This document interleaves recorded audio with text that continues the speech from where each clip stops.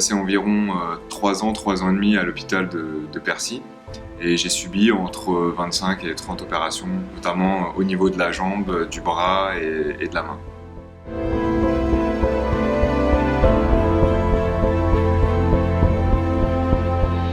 J'ai aucun souvenir des circonstances ou même de mon accident. En fait, j'ai un blackout de même 24 heures avant, donc je me souviens pas de ce qui s'est passé avant le jour de mon accident. Le jour de mon accident, évidemment, non. Après mon accident, j'ai été pris en charge à l'hôpital de Carcassonne, où j'ai passé environ 1 mois en réanimation et 2 semaines en service de chirurgie orthopédique. Ensuite, j'ai été transféré, quand j'ai pu être transportable, à l'hôpital Percy, où là, j'ai été pris en charge par des médecins et des chirurgiens militaires. Et à ce moment-là, j'ai pu rejoindre aussi ma famille qui était sur Paris. Durant les 3 ans et demi que j'ai passé à l'hôpital, j'ai gardé un lien avec le 3e RPIMA et ma compagnie, la 2e compagnie. Chaque semaine, ou presque, j'avais des camarades qui venaient me rendre visite. On se sent soutenu. Un petit coup de téléphone d'un supérieur ou même d'un copain, on se dit waouh, super. Et ça fait toujours plaisir de pouvoir avoir ce lien-là et de se dire je fais toujours partie de cette grande famille, quoi. J'ai rencontré le général Bossière lorsqu'il était CMAT.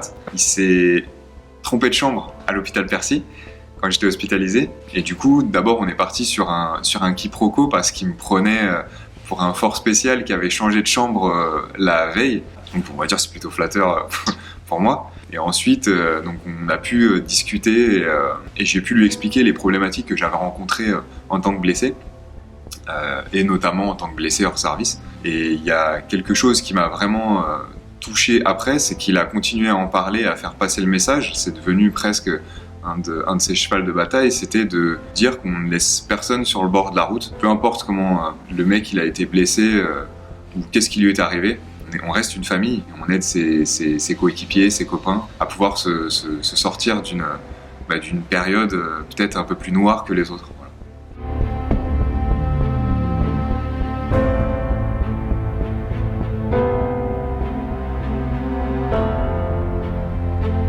J'ai commencé à reprendre, on va dire, goût au sport à l'hôpital avec un camarade amputé également, qui lui était ancien légionnaire.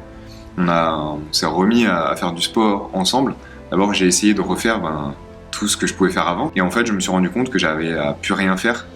Donc ça a été assez dur. Ensuite, mon père, pour Noël, m'a offert un vélo. Et du coup, à ce moment-là, j'ai pu refaire du vélo, même avec une jambe en moins. Je me suis jamais dit que ça allait être impossible. Au contraire, je me suis dit, non, je l'ai déjà fait avant, démarrer sur une jambe ou quoi. Et ensuite, c'est là où je me suis dit, tiens, je vais peut-être réessayer d'autres trucs. Et puis, j'ai demandé une aide pour me faire financer une prothèse de sport auprès d'associations militaires. À ce moment-là, il y avait des stages pour la reconstruction par le sport au CNSD, et eux ensuite ont détecté entre guillemets un potentiel en moi en athlétisme, donc en course à pied ou autre, et donc c'est ça qui a été réellement à ce moment-là le déclencheur. C'est eux qui m'ont fait confiance, qui m'ont donné les outils. Ça ouvre le champ des possibles.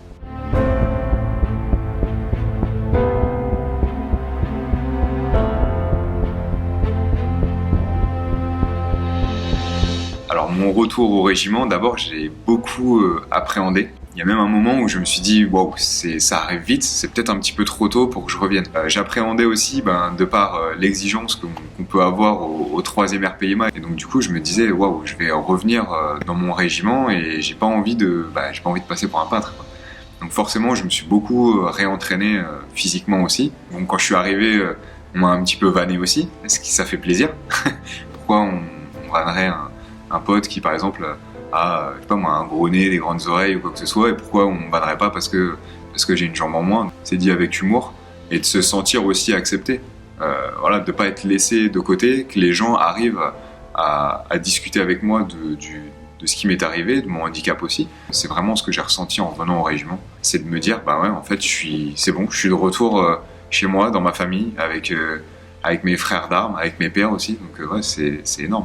Les compétitions que j'ai déjà faites, c'est les Marine Corps Trials aux États-Unis en 2019, où j'ai représenté l'armée de terre sur cette compétition internationale. J'ai arraché aux Américains 5 médailles, 2 médailles d'or en lancer de poids et lancer de disque, 2 médailles d'argent en rameur sur 1 minute et 4 minutes, et également une médaille de bronze, donc je suis assez fier parce que le niveau était assez élevé en tir de précision. Voilà, tir à la carabine. Mes prochains objectifs sportifs sont les Invictus Games à La Haye en 2020, où je représenterai la France en rameur, rugby fauteuil, basket fauteuil, lancer de poids, lancer de disque. Par la suite, j'espère en 2024 pouvoir représenter la France également aux Jeux paralympiques en volley assis, car je fais également partie de l'équipe de France de volley assis.